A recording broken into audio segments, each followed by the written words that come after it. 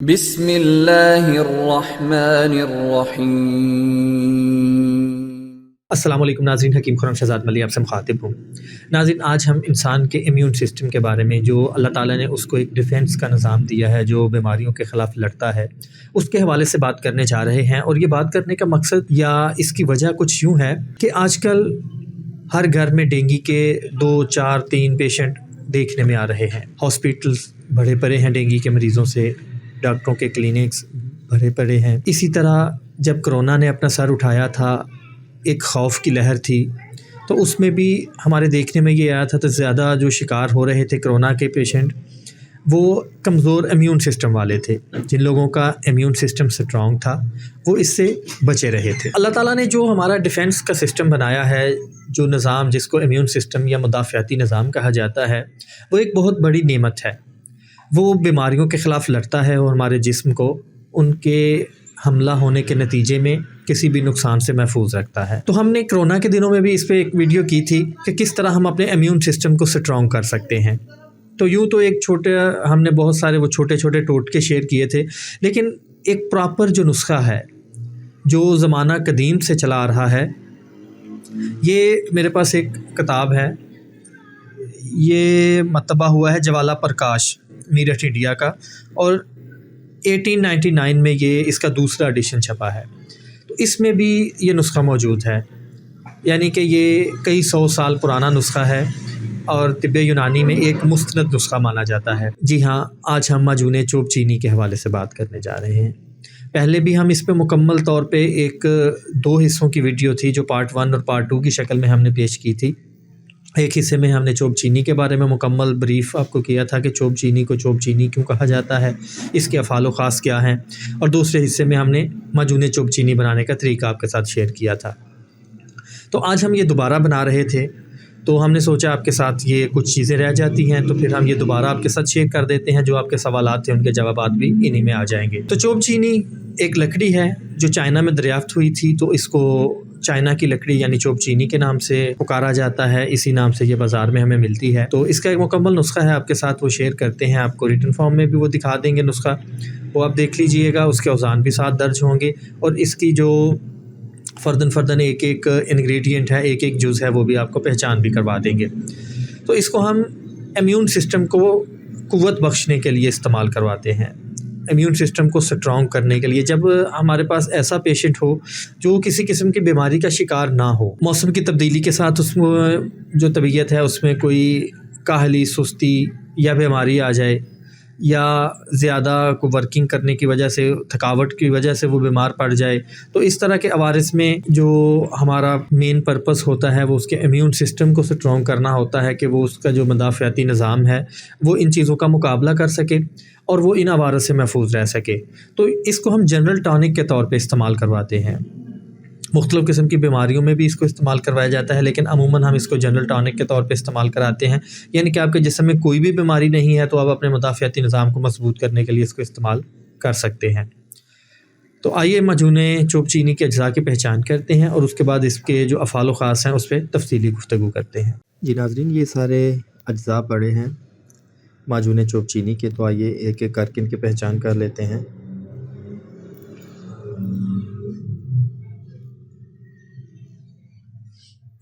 सबसे पहले ये मग़ज़ बादाम शीरी। वज़न साथ साथ रिपीट करने की ज़रूरत नहीं है क्योंकि नुस्खा मैं पहले मुकम्मल रिटन फॉर्म में दे चुका हूँ, उसके साथ सारे औज़ान लिखे हुए हैं। उसके बाद ये तुख़्म चरवंजी, मगज़ अखरोट यानी अखरोट की गिरी, तुख़्म ख़यारीन, ककड़ी के बीज। उसके बाद ये माही रूबिया, ये छोटी छोटी जो मछली है वो खुश्क की होती है, तो ये टूट चुकी है ड्राई होने की वजह से। इसमें आपको ये साबुत पीस भी नज़र आ रहे होंगे, तो ये माही रूबिया। उसके साथ ये मस्तकी रूमी, मस्तकी रूमी के बाद गुले गाउसबान, और इलायची, सब्ज़ इलायची या इलायची खुर्द। उसके बाद ये गोखरू, गोखरू के बाद ज़रनबाद, ज़ंजबील जिसको सूंठ भी कहा जाता है, उसके बाद ये जावित्री या जलवत्री, ये जायफल, इनकी अभी गिरी निकालना बाकी है, ये खौल ऊपर से उतार देंगे। सुरंजा शीरी, ये नागरमुथा, उसके बाद ये बादरंज बोया,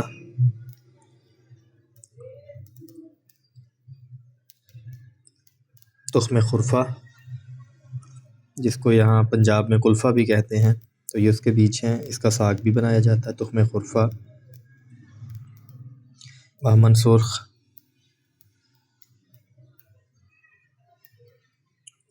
अफ्तिमून, ये भी जो तमाम अद्वियात हैं ना, ये साफ़ होने वाली हैं।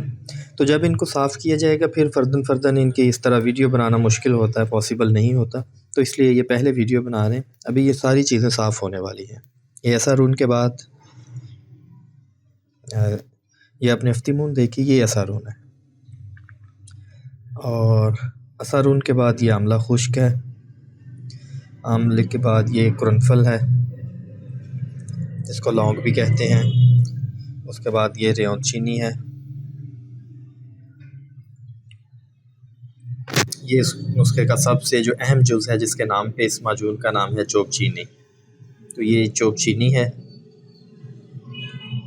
चोप चीनी के बाद तुख्म मूली यानी मूली के बीज, उसके बाद तुख्म कासनी, कासनी के बीज, ये आगे जी तुख्म गाजर यानी गाजर के बीज, ये बुज़िदान, फिलफिल स्याह यानी काली मिर्च, उसके बाद ये आ गई शकाकुल मिस्री, ये कुस्तशीरी, और ये खुलंजा जिसको जड़ पान भी कहा जाता है, लेकिन ये दरअसल जड़ पान नहीं है, ये अलग चीज़ है, और ये तुख्म खशखाश सफ़ेद, उसके बाद ये सिंबलुल तेब, ये बालछड़ भी इसी को कहते हैं। तो ये हमने रेशे रेशे कर लिए हैं क्योंकि इसमें रेत मिट्टी बहुत ज़्यादा होती है। उसके बाद ये ऊद गर्की, ये देखिए, ये जो ब्लैक कलर का होता है ये अमूमन गर्की ही होता है, पानी में ये अगर आप फेंकेंगे तो डूब जाएगा। अमूमन लकड़ी तैरती है लेकिन ये डूब जाता है, इसलिए इसको ऊद गर्की कहते हैं। ये जी कबाब चीनी, इसमें थोड़ा सा डिफरेंस है। ये देखें, ये आपको बिल्कुल ये फिलफिल स्याह से मिलती जुलती होगी, लेकिन फिलफिल स्याह के ऊपर आपको वो झुर्रियाँ सी नज़र आएंगी और वो सॉलिड होती है, ये उससे वज़न में हल्की होती है, इसको कबाब चीनी कहते हैं। और ये तोदरी सुर्ख, उसके बाद ये गुले सुर्ख हैं, अभी इनमें से ये डंडियाँ सारी निकल जाएंगी। और ये सदफ़ सईदा इसमें चाहिए, यानी कि सदफ़ को आग दे के जो पाउडर कर लिया जाता है, या यूँ कह लें कुश्ता कर लिया जाता है, तो वो हमें नहीं मिला। इसको फिर हम अलग से कुश्ता करेंगे अभी आंच दे के, तो फिर इसको पीस लेंगे, वो प्रोसेस भी आपके साथ शेयर करेंगे। और इसके अलावा इसमें ज़ाफ़रान है, और ये ज़ाफ़रान अब यही मिलता है जिसे ईरानी कहते हैं, वो जो कश्मीरी था वो तो अब पॉसिबल नहीं रहा।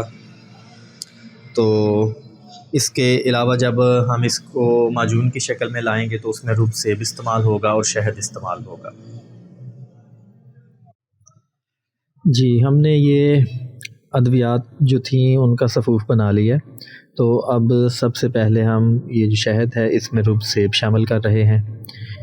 तो ये तकरीबन 1 किलो हमने इसमें शामिल करना है रुब सेब, और उसको शहद में अच्छी तरह मिक्स कर लेंगे। हम ये माजून चोप चीनी का दूसरा हिस्सा तैयार कर रहे हैं। जी, ये स्पेन से मंगवाया गया ज़ाफ़रान है, इसको हम अर्के गुलाब में अच्छी तरह खर्ल करेंगे, और इस हद तक इसको खर्ल करेंगे कि बिल्कुल ये मुलायम हो जाए, इसके जो रेशे हैं वो ख़त्म हो जाएं और ये बिल्कुल एक बेहतरीन पेस्ट बन जाए कि इसमें कोई रेशा बाकी ना रहे। जी, अब हम ये रुब सेब शहद में अच्छी तरह शामिल कर चुके हैं, उसमें थोड़ा थोड़ा करके तो ये ज़ाफ़रान मिक्स कर रहे हैं। तो जैसा कि आप देख रहे हैं कि अब इसमें रेडनेस आ गई है ज़ाफ़रान की वजह से। तो ज़ाफ़रान को हमने पहले अच्छी तरह आपको दिखाया था कि खर्ल की मदद से रगड़ लिया था। तो अब ये प्रोसेस भी हमारा कंप्लीट हुआ। अब हमने इसमें ज़ाफ़रान भी शामिल कर लिया।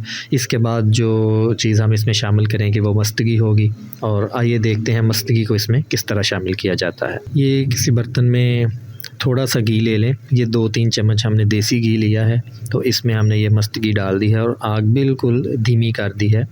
हल्की आंच पे इसको आपने थोड़ी देर तक इस तरह हिलाते रहना है। तो ये सारी जो मस्तगी है ये घी में डिज़ोल्व हो जाएगी। तो जैसे ही ये इसमें डिज़ोल्व हो जाए तो आप इसको छलनी वगैरह की मदद से अच्छी तरह छान लें, क्योंकि इसमें कंकर होते हैं और दीगर इसमें पार्टिकल की मिक्सिंग होती है, इसलिए इसको इस तरह छान के इस्तेमाल किया जाता है। और ये घी में इसलिए हम इसको इस तरह डिज़ोल्व करते हैं क्योंकि ये खर्ल में जितना इसको पीसने की कोशिश करते हैं ये उतना साथ चिपकती जाती है। खर्ल में पीसनी बहुत मुश्किल होती है। अगर कभी पीसना हो तो नरम हाथों से पीसा जा सकता है, लेकिन यहाँ हम माजून बना रहे थे तो ये सबसे बेहतर तरीका था कि हम इसको इस तरह घी में डिज़ोल्व करें और उसके बाद इसको शामिल कर लें। जी, ये हम फ़ाइनल स्टेज आपको दिखा रहे हैं माजून चोब चीनी की। इसमें हमने जो अद्वियात का पाउडर किया था, सफ़ूफ़ बनाया था, वो भी शामिल कर लिया है और इसका क़वाम हमने इस हद तक रखा है कि ये चम्मच की मदद से खाई भी जा सके और बहुत पतली भी ना हो। एक दरमियाने दर्जे का हमने इसका क़वाम रखा है। तो इसकी स्मेल तो आप महसूस नहीं कर रहे होंगे, लेकिन इसकी आप रंगत को देखिए। इसमें दीगर जो लवाज़मात शामिल किए गए हैं उनको, ये शहद भी हमने स्पेशली अपनी आँखों के सामने जो उतरवाया वो शामिल किया है। ज़ाफ़रान भी स्पेन से मंगवाया, यानी कि इसकी क्वालिटी पे किसी किस्म का कंप्रोमाइज़ नहीं किया गया। तो ये माजून चोब चीनी तैयार है। जी नाज़रीन, आपने माजून चोब चीनी के अज्जा की पहचान की और उसको बनाने का मुकम्मल तरीका देखा। इसको ऑटो इम्यून डिजीज़ में इस्तेमाल किया जाता है, जिसमें हमारा मुदाफ़ाती निज़ाम डिट्रैक हो जाता है। तो ये उसको दोबारा ट्रैक पे लाने के लिए और ऑटो इम्यून डिजीज़ से बचने के लिए या उनके इलाज के तौर पे इसको इस्तेमाल करवाया जाता है। इसके अलावा ऐसी बीमारियां जिनमें मुदाफ़ाती निज़ाम बहुत कमज़ोर हो जाता है, जैसा कि कैंसर हो गया, एड्स हो गया, उन बीमारियों में इसका जो इम्यून सिस्टम है उसको स्ट्रॉन्ग करने के लिए एक लाजवाब चीज़ है, बल्कि बेहतरीन चीज़ है। फसाद खून की जो अमराज़ हो सकती हैं उनमें ये बहुत अच्छी और कारगर दवा है। और इसके अलावा जो अखलात सोख्ता होती हैं, गैर तबी अखलात होती हैं, उनके लिए एक बेहतरीन ट्रीटमेंट है। कोई खिल जल के जम जाए उसको ये ख़ारिज कर देती है। और जितनी भी गैर तबी अखलात होती हैं जिनमें ताफ़ुन पैदा हो चुका होता है, जो अपने जहरीले असरात रखती हैं, उनके लिए ये भी एक लाजवाब चीज़ है।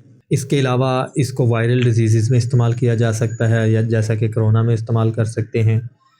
और कोरोना हो जाए तब भी इसको इस्तेमाल किया जा सकता है। कोरोना से पहले भी मुदाफ़ाती निज़ाम को मजबूत करने के लिए इस्तेमाल किया जा सकता है।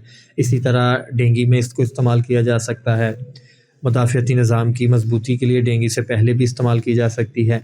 और ये जो नाखून बेरौनक हो जाते हैं, कटे फटे से होते हैं, उनका ये एक बेहतरीन ट्रीटमेंट है। जल्दी अमराज में इसको इस्तेमाल किया जा सकता है। जल्द के जो दाग धब्बे छाइयाँ होती हैं उनको ये दूर करती है। तो ये एक मुकम्मल जनरल टॉनिक है। इसको आप बीमारियों में भी इस्तेमाल कर सकते हैं और बीमारियों के अलावा भी इस्तेमाल कर सकते हैं अपने इम्यून सिस्टम को स्ट्रॉन्ग करने के लिए। ज़्यादातर इसका जो फोकस है वो इम्यून सिस्टम को स्ट्रॉन्ग करने पे। तो आपने इसके अफ़ाल भी जाने, इसके बनाने का तरीका भी आपके साथ हमने शेयर किया। तो उम्मीद करता हूँ आप इससे भरपूर इस्तिफ़ादा हासिल करेंगे और जो इम्यून सिस्टम के हवाले से वीक बुज़ुर्ग लोग हैं या बच्चे लोग हैं या औरतों में इसको इस्तेमाल करके इसके फ़वाइद हासिल करेंगे। तो इजाज़त दीजिए, इंशाअल्लाह नेक्स्ट वीडियो में मुलाकात होगी। तब तक अल्लाह हाफ़िज़।